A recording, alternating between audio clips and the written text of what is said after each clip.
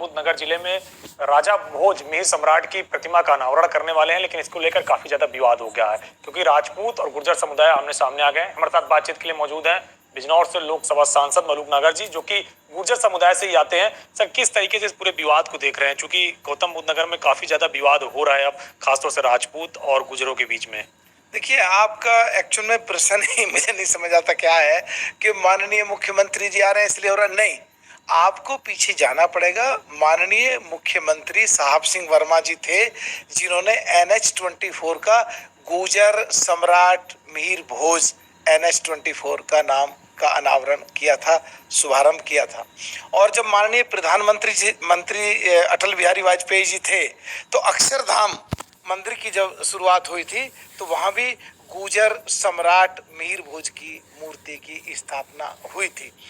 12 मार्च 2020 को मैंने पार्लियामेंट में गुर्जर सम्राट मीर भोज की स्थापना दिल्ली के रेलवे स्टेशन पे होनी चाहिए, जैसे शिवाजी की बम्बई के लिए मांग की थी मैंने भी और लोगों ने भी। और 13 मार्च 2020 को सोशल जस्टिस से रिलेटेड पिछड़ों को लेकर के, जिनमें गुर्जर, जाट, पाल, सैनी, कश्यप, सुनार, लोहार, कुम्हार, तमाम पिछड़ी जातियों से संबंधित था, जो अयोध्या मंदिर को मैंने अपनी बात रखी थी कि जो अयोध्या में भगवान राम का मंदिर बन रहा है 1976 में मोहम्मद के अहमद की रिपोर्ट के आधार पे है। उनकी रिपोर्ट थी कि भाई नीचे इनके मंदिर के अवशेष पाए गए हैं, जिस रिपोर्ट को आधार मान के डिस्ट्रिक्ट कोर्ट, हाई कोर्ट और माननीय सुप्रीम कोर्ट में भी ये आदेश आया है। उनकी पूरी रिपोर्ट ये थी कि उस समय गुर्जर सम्राट मीर भोज और गुर्जर प्रतिहाराज का राज था जिन्होंने ये मंदिर बनवाया है। तो अगर विवाद था तो पार्लियामेंट से जाके प्रोसीडिंग से उनको हटवाओ।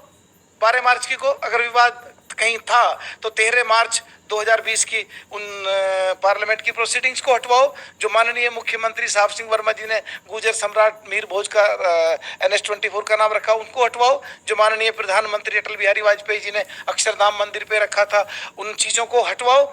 पूरे इतिहास में कितने ही तथ्य हैं, इवन हार्वर्ड यूनिवर्सिटी में कोई बुक है उसमें भी इनका जिक्र हुआ है। तो ये गुर्जर सम्राट मीर भोज थे, गुर्जरों के चक्रवर्ती राजा थे। इवन दादरी का जो निमंत्रण पत्र लोगों को आया है उसमें भी गुर्जर सम्राट मीर भोज के नाम से निमंत्रण पत्र भेजे। कोई विवाद है ही नहीं बेसिकली। पता नहीं अगर कुछ लोग कह रहे हैं कि ये राजपूत समुदाय से आते थे और यही वजह से विवाद ज्यादा बढ़ता हुआ दिख रहा है। नहीं, देखिए, मैं कह रहा हूँ इस विवाद को या तो आप टेलीविजन वाले बना रहे हैं या कोई खास पार्टी या खास जाति के लोग बना रहे हैं। हम तो ये जानते हैं गुर्जर समाज से थे और गुर्जर सम्राट मीर भोज थे, चक्रवर्ती राजा थे। दूसरी जातियां भी अगर इनको इज्जत देना चाहते हैं, इनकी मूर्ति लगाना चाहते हैं तो हमें उसमें कोई दिक्कत नहीं है। हम उनका सम्मान करते हैं और आगे बढ़कर कहते हैं कि हमारे जो पूर्वज थे, जो हमारे चक्रवर्ती राजा थे, उनके बारे में अगर दूसरी जातियां भी देश में आगे निकल के आती हैं उनका सम्मान करने के लिए, तो हम इसको बहुत अच्छा मानते हैं। हम इसमें विवाद मानते ही नहीं है।